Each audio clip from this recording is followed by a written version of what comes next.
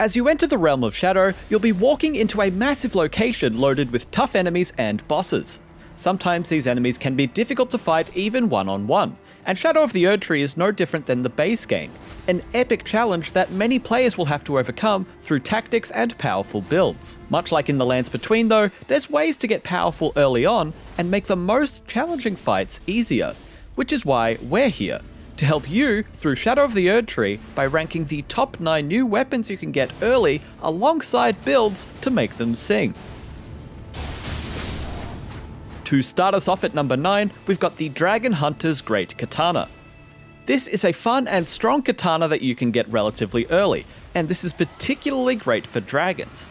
This weapon's unique Ash of War, Dragon Wound Slash, briefly coats the weapon in Dragon Wound grease while also doing a downward slash. This weapon is also capable of both pierce and slash damage, the former being better for those tough dragons we always get into battles with. This scales primarily with dexterity and strength and is solid on a higher dex build. Despite its C in both dexterity and strength scaling, you'll get more damage out of the weapon leaning towards dexterity. This is a must-have for katana users that also like to fight dragons. You can find this weapon in the Dragon's Pit early on by defeating the dungeon's boss. The dungeon is located in the south of Gravesite Plain. For the rune level 150 build, we're of course starting with the Dragon Hunter's Great Katana at +9 or 10, alongside any seal to use the Golden Vow and Flame Grant Me Strength incants, which both increase our damage. For talismans, we have the Ritual Sword Talisman, the Shard of Alexander to boost the attack power of Dragon Wound Slash, Millicent's Prosthesis for some free dexterity levels, plus an attack power bonus gained on successive strikes, and finally, Lord of Blood's Exaltation to give us a damage bonus whenever the bleed buildup from the weapon triggers. In our Flask of Wondrous Physic, we've also equipped the Thorny Cracked tier for even more bonus damage on successive attacks, plus the Faith Knot Crystal tier. This Faith tier lets us boost our Faith from 15 to 25 when we use it, allowing us to use the Golden Vow and Flame Grant Me Strength incants for 3 minutes without having to put many levels into Faith. For the rest of our stats, we've got plenty of Vigor and Dexterity at 60 each, with some points in Mind and Endurance to sustain our skill use and weapon attacks. The rest of your points should go into Strength for increasing your damage. At number 8, we've got the Greatsword of Solitude, a strong strength weapon with some mid-range ability too. This weapon's unique Ash of War, Solitary Moon Slash, sends out a powerful wave and then a follow-up swing. Here we've got an A in strength scaling maxed out too, which is great for a hard-hitting build. In terms of physical damage output, the wave acts much like Storm Ashes, and does primarily physical damage. This is a powerful early option for those looking to wield one of the newer greatswords in the DLC. This weapon is fun to use too, and we highly recommend this one for pure strength users. You can find the Greatsword of Solitude very early in the DLC by defeating the boss at the Western Nameless Mausoleum. Now, for the level 150 build, we've got the Greatsword of Solitude at +9 or 10, plus any seal for Golden Vow and Flame Grant Me Strength. We have the Ritual Sword Talisman and Shard of Alexander items here from the last build, as well as the Axe Talisman to increase our charge attack damage, and the Claw Talisman to increase our jump attack damage. Our Physic Flask has the Spiked Cracked tier to further increase our charged attack damage, and the Faith Knot Crystal tier for the same buffs as before. As for the stats, here we have 60 Vigor and 66 Strength, which is an effective 99 Strength level when you two-hand the weapon. You need 13 Dexterity to wield the sword, and 15 Faith that gets bumped up to 25 when you drink your Physic to cast buffs. 24 Mind and 33 Endurance lets us use the weapon skill for this sword regularly. At number 7, we've got the Anvil Hammer, another impressive strength weapon. This weapon's unique Ash of War, Smithing Art Spears, will scale primarily with your strength stat. This weapon has a B in strength scaling and a D in faith. The best investment for stats here is strength, as this is an absolute bonk stick. The Ash hits hard, and the charged attacks can do massive damage when combined with the Axe Talisman and Charged tier. This weapon's pure power is useful for taking out tough enemies quickly, and the Ash of War, followed up by charged attacks, can be good for mob control. This is a heavier weapon though, so using Greatjar's Arsenal or Arsenal Charm +1 to increase your equip load can be a good idea. That way you can keep 51 poise, which is the first poise threshold for PvE, while still wielding this beast of a weapon. This is one we recommend learning the moveset for, and when you do, you'll be smashing through the DLC's toughest enemies and bosses. You can get this powerful strength weapon at the end of the Ruined Forge Lava Intake dungeon early in the DLC, which you can reach from the Gravesite plains here on the map.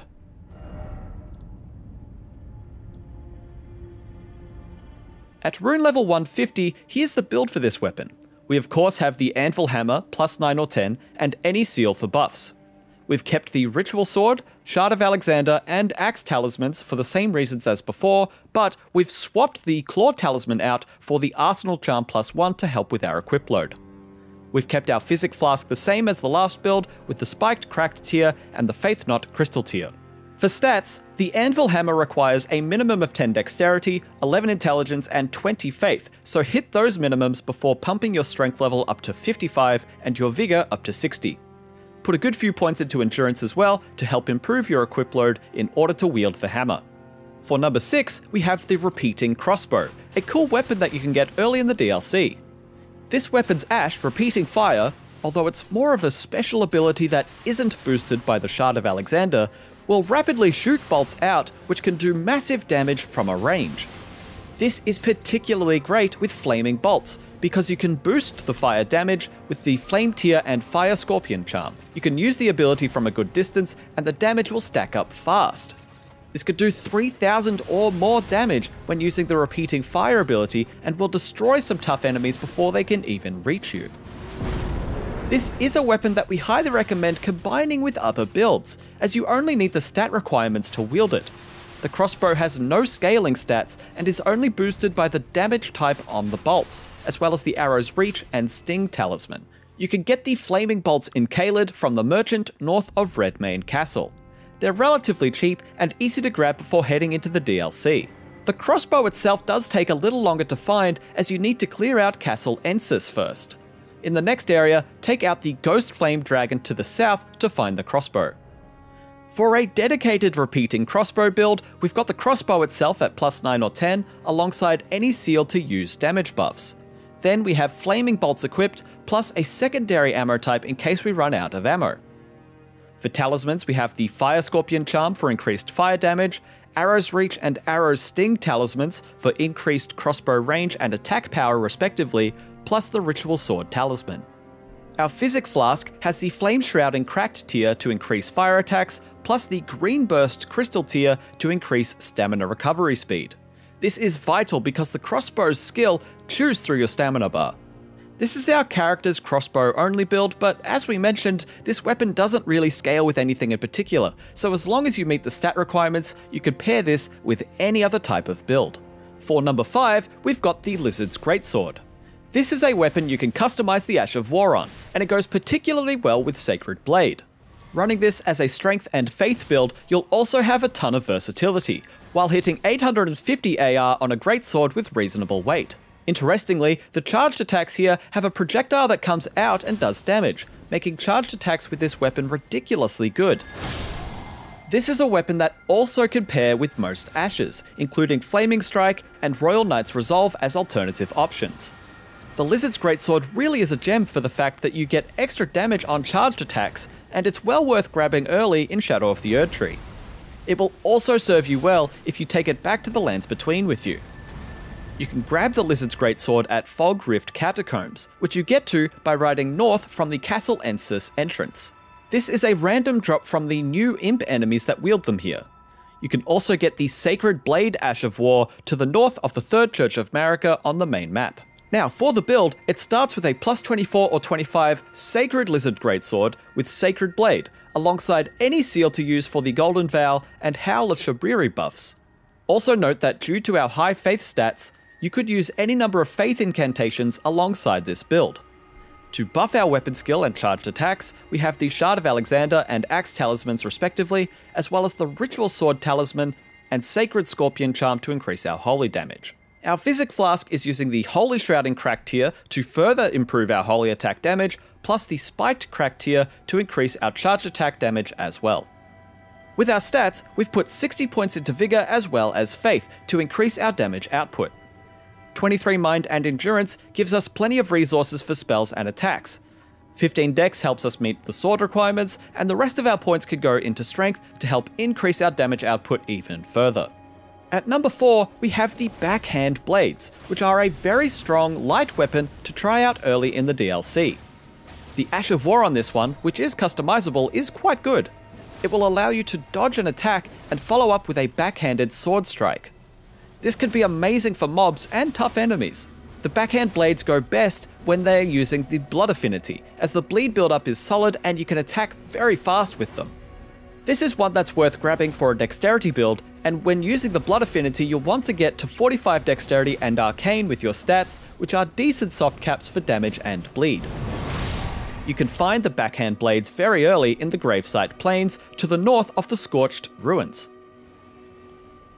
For the equipment, we have our backhand blades with bleed affinity, plus any seal to use the Golden Vow and Flame Grant Me Strength buffs with. Our talismans are the Claw Talisman for increased jump attack damage, the Shard of Alexander for increased attack power with Blind Spot, Millicent's Prosthesis for the successive strikes damage bonus and free dex levels, and also Lord of Blood's Exaltation for the damage bonus you gain whenever you bleed an enemy. Our Physic is using the Thorny Cracked tier for more successive attack power boosting, and also the Faith Knot Crystal tier to bring our faith up for casting our buffs. Our stats start with 60 Vigor, followed by 40 Dexterity, boosted to 45 with our talismans, and 45 Arcane, which gives us a decent amount of damage, plus increased bleed buildup. Mind at 20 lets us use Blind Spot many times without FP concerns, and Endurance at 25 lets us swing these blades plenty of times before needing to recharge. Our Faith is at 15, which gets boosted to 25 with the Physic in order to cast the buffs we mentioned earlier. At third place, we have the Horned Warrior Sword, an impressive weapon with great range and damage. This weapon's unique Ash of War, Horn Calling, is very strong and does mostly holy damage. Adding buffs like Golden Vow and Howl of Shabriri lets this Ash do well over 3000 damage. It's also quick to cast, so you can stack that damage up quickly or use it at a distance thanks to its range. This weapon does not scale with Faith though, and the Ash is based primarily on weapon level. The weapon itself scales with Dexterity and Strength and is relatively light. The advantage here is mob control, and this may very well rival the Blasphemous Blade in terms of mobs. This can also hit enemies above you, which is incredibly convenient. You can find the Horned Warrior Sword in the Belorat Tower Settlement dungeon before the first boss, as a random drop from the tough enemies that wield them, so you may need to farm them to get the sword. There's one that patrols just outside of the small private altar Site of Grace. For our equipment, we've got the Horned Warrior Sword at +9 or 10, along with any seal for us to use Golden Vow and Howl of Shabriri.